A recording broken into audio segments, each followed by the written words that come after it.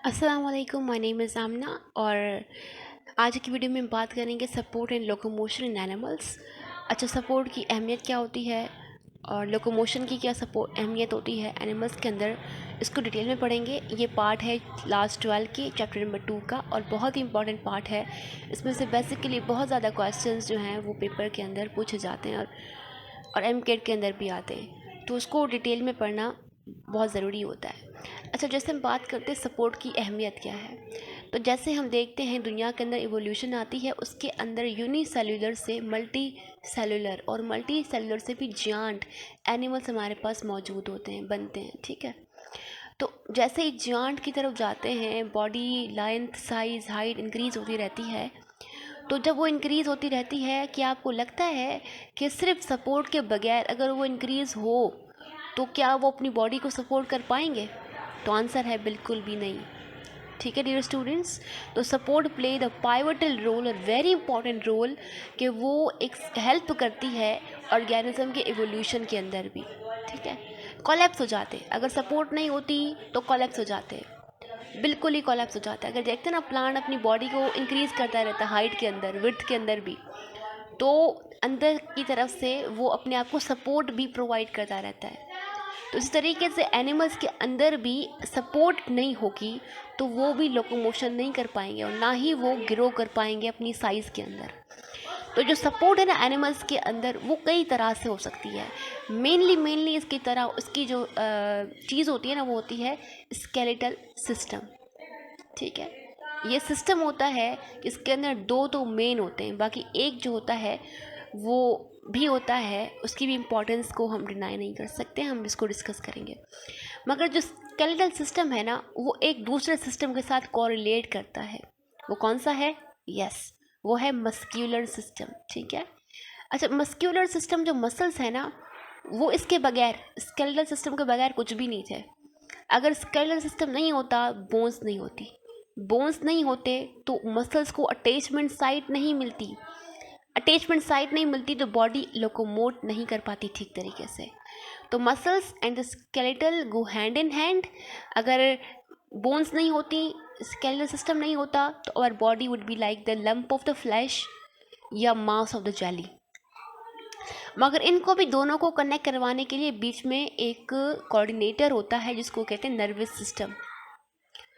कुरान के अंदर अल्लाह ताला ने बिल्कुल वाज़ेह तौर पे लिखा है कि हमने सब जानवरों को पानी से बनाया है।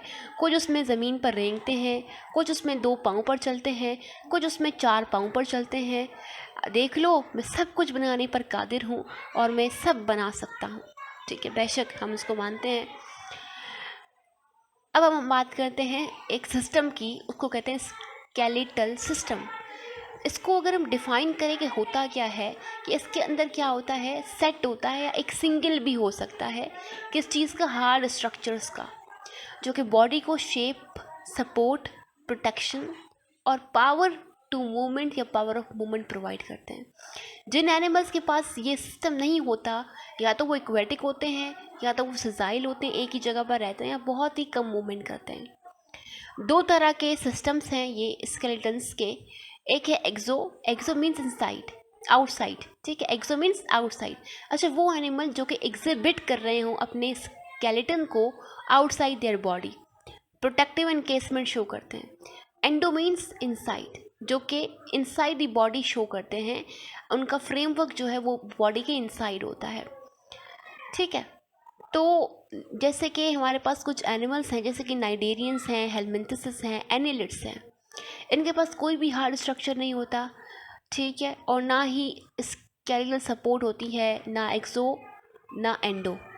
तो फिर क्या होता है, इनके पास फ्लूइड होता है, वाटर होता है, जिसको कहते हैं वो हाइड्रोस्टैटिक स्केलेटन।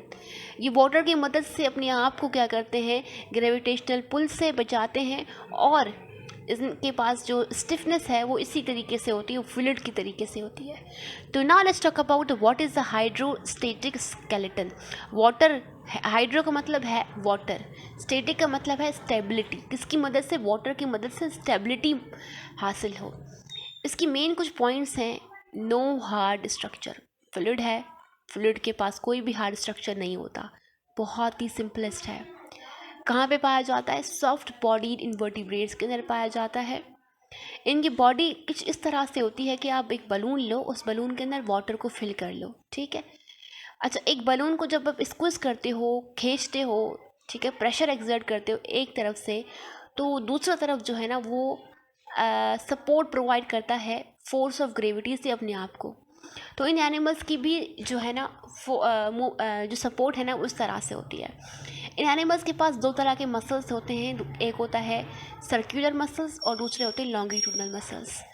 सर्कुलर मसल्स जब, जैसे कि सर्कुलर मसल्स है ना, ये वाले सर्कुलर मसल्स हैं, जब भी ये कॉन्ट्रैक्ट करेंगे, ठीक है, कॉन्ट्रैक्ट करेंगे, नीचे आएंगे, तो बॉडी क्या होगी, इलोंगेट होगी, बड़ी सी होगी और स्टिफ होगी, सख्त होगी, इलोंगेट एंड स्टिफ।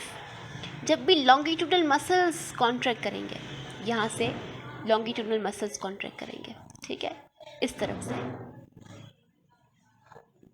से लॉन्गिट्यूडनल मसल्स कॉन्ट्रैक्ट करेंगे तो बॉडी शॉर्ट होगी, छोटी होती जाएगी, और इसके अलावा मोटी होती जाएगी, थिक होती जाएगी।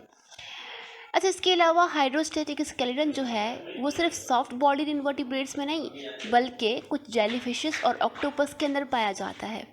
इसके अंदर ये क्या करवाता है, हेल्प करवाता है जेट प्रोपल्जन के अंदर। जैसे आप देखते हो एक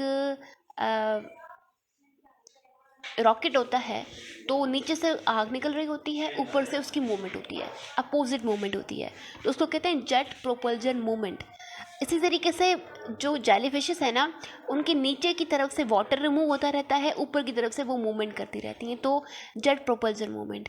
ये जेट प्रोपल्जन मूवमेंट की दूसरी एग्जांपल भी आप ले सकते हो। आप बलून को फूलो और बलून को आप एक पिन करो, तो वो क्या होगा, मूव करेगा। यहाँ से जो इसकी गैस है वो निकलती रहती है, ऊपर से वो मूव करता रहता है अपोजिट डायरेक्शन के अंदर। That is also the jet propulsion movement. तो ये इन एनिमल्स के अंदर पाई जाती है। हाइड्रोस्टैटिक स्केलेटन बॉडी को एक्सटेंड करने में, टेंटिकल्स को आउट करने में बॉडी से हेल्प करवाता है।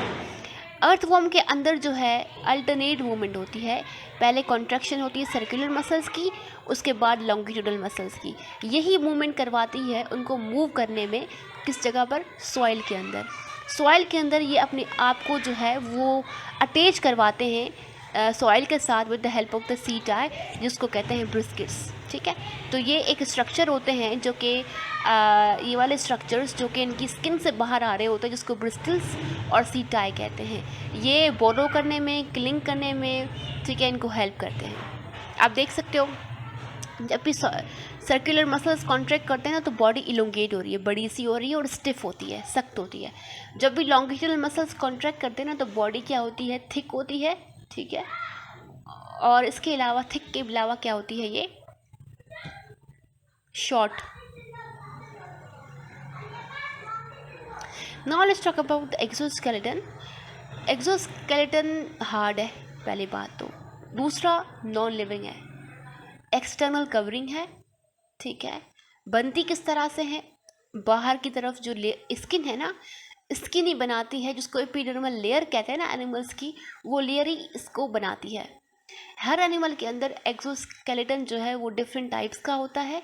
जैसे कि मोलस्कस के अंदर जो एक्सोस्केलेटन होता है वो शेल्स के अंदर होता है, और वो किस चीज़ का बना होता है, लाइम का बना होता है, CaCO3 का बना होता है। ये क्या करता है, प्रोवाइड करता है only protection and support, locomotion provide नहीं करता, क्योंकि सख्त होता है, नॉन लिविंग होता है, तो ये लोकोमोशन प्रोवाइड नहीं करता, उसमें हेल्प नहीं करता, सिर्फ सपोर्ट एंड प्रोटेक्शन प्रोवाइड करता है। इसके अलावा दूसरा हमारे पास एक्सोस्केलेटन का टाइप है, जिसको कहते हैं क्यूटिकल। क्यूटिकल जो है वो कार्बोहाइड्रेट का बना होता है, प्रोटीन कॉम्प्लेक्स का बना होता है, जिसको हम कहते हैं काइटिन। ये भी हार्ड होता है, नॉन लिविंग होता है, एक्सटर्नल कवरिंग होती है। अच्छा, ये जो क्यूटिकल है ना, ये आर्थ्रोपोड्स के अंदर पाया जाता है। जो भी इंसेक्ट्स है ना हमारे पास, कॉकरोच हो गया, इनके अंदर ये वाला क्यूटिकल पाया जाता है। तो ये आप देखोगे कि मोलस्कस हैं, और मोलस्कस के अंदर ये हार्ड स्ट्रक्चर मौजूद होता है। और ये हमारे पास कॉकरोच है, कॉकरोच के अंदर हमारे पास मौजूद है क्यूटिकल मौजूद है, आर्थ्रोपोड है वैसे के लिए। Now let's talk about the most important thing is that कि एक्सोस्केलेटन जो है वो एक सिंगल कवर में नहीं होता, बल्कि डिवाइडेड होता है, ठीक है। किस चीज़ के अंदर, सॉफ्ट फ्लेक्सिबल जॉइंट्स के अंदर, ताकि उनको मूवमेंट हासिल हो सके, ठीक है। अच्छा, इसकी अगर ये नहीं होता, जॉइंट्स नहीं होते, तो मूवमेंट जो है एनिमल्स की बहुत ही मुश्किल हो जाती, बहुत ही जो है डिफ़िकल्ट हो जाती। इस वजह से इनके पास कुछ अपेंडेजेस होती हैं बेसिकली प्रोवाइड करने के लिए, और मसल्स के अटैचमेंट के लिए भी इनके पास इनर सरफेसेस मौजूद होती है। इसके एडवांटेजेस भी हैं, कुछ डिसएडवांटेजेस भी हैं। डिसएडवांटेजेस ये हैं कि limit the size of the arthropods. Arthropods की जो साइज़ है ना वो छोटी हो जाती है। इसके अलावा जो फ्लाइंग इंसेक्ट्स हैं ना वो छोटे के छोटे ही रहते हैं, क्योंकि ये नॉन लिविंग जो है वो सब्सटेंस होता है जो कि उनकी बॉडी से बाहर मौजूद होता है। इस वजह से इनकी ग्रोथ भी लिमिटेड होती है, हिंडर होती है, लिमिटेड होती है। जैसे ही जो एनिमल्स हैं ना, सॉफ्ट बॉडीड एनिमल्स हैं, वो बॉर्न होते हैं तो उनके अंदर बॉडी के अंदर स्टेजेस होती हैं, जैसे कि एग होता है, ठीक है, फिर लार्वी होती है, फिर प्यूपा बनता है। तो अपनी स्टेज के अंदर वो क्या करते हैं, अपनी एक्सटर्नल कवरिंग को शेड करते हैं, जिसको कहते हैं मोल्टिंग या एक डाइसिस। किस वजह से, to increase in the length and size, at least वो एडल्ट की जितनी साइज तक तो पहुंच सके। इस वजह से ये मोल्डिंग और एक्टाइसिस परफॉर्म करते हैं, अपनी आउटर जो शेल है ना उसको ब्रेक डाउन करके निकल जाते हैं। जैसे कि आप इस एनिमल के अंदर देख सकते हो पिक्चर के अंदर कि ये एक एनिमल है, ठीक है, आर्थ्रोपोड है, और ये अपने जो एक्सटर्नल शेल है ना उसको निकाल रहा है, और ये वाला जो है ये भी एक्सटर्नल शेल को निकाल रहा है ताकि अपनी साइज़ को इंक्रीज़ कर सके और एडल्टहुड तक ये पहुँच सके। अच्छा, जब भी ये अडल्टहुड तक पहुंच तो जाते हैं, मगर जब भी ये अपने मोल्टिंग करते हैं, एक्टाइसिस करते हैं ना, तब ये बहुत ही सेंसिटिव होते हैं प्रे से, ठीक है, क्योंकि इनके पास प्रोटेक्शन तो है ही नहीं, तो इजीली जो है वो प्रे का शिकार हो जाते हैं, और इनके पास ये भी एबिलिटी नहीं होती कि क्विकली एस्केप बच भी सके वहाँ से। Now let's talk about the endoskeleton. Endoskeleton जो है इनसाइड दी बॉडी होता है, और ये इनवर्टिब्रेट्स के अंदर होता है, जैसे कि वर्टिब्रेट्स के अंदर भी होता है। इनवर्टिब्रेट्स के अंदर कैसे होता है, जैसे कि स्पाइक्यूल्स ऑफ स्पंजेस हैं, calcareous plates of the starfish हैं, ठीक है, और ये कॉम्प्लेक्स स्केलेटन सिस्टम कहलाता है वर्टिब्रेट्स का, जिसको ट्रू एंडोस्केलेटन कहते हैं। इंटरनल फ्रेमवर्क है, इसके अंदर दो चीज़ें होती हैं, एक तो होता है बोन्स और कार्टिलेजेस, दोनों ही आपस में अटैच होते हैं और जॉइंट्स बनाते हैं। जॉइंट्स बनते हैं हमारी बॉडी के अंदर एक वैरायटी ऑफ लोकेशन के अंदर, ताकि हमारी बॉडी जो है wide variety of movement perform कर सके, ठीक है। अच्छा, हमारी बॉडी के अंदर जो मूवमेंट होती है वो कॉन्ट्रैक्शन ऑफ मसल्स के ज़रिए से ही होती है। मसल्स कॉन्ट्रैक्ट करते हैं तो बॉडी मूव करती है, और ये जो एंडोस्केलेटन है ना वो लिविंग मटेरियल की बनी होती है, तो ये ग्रोथ के अंदर हेल्प करती है, लेंथ इंक्रीज़ करने में हेल्प करती है, और ये इंक्रीज़ भी होती है टाइम टू टाइम, ठीक है, और ये हिंडर भी नहीं प्रोवाइड करती है ग्रोथ के अंदर।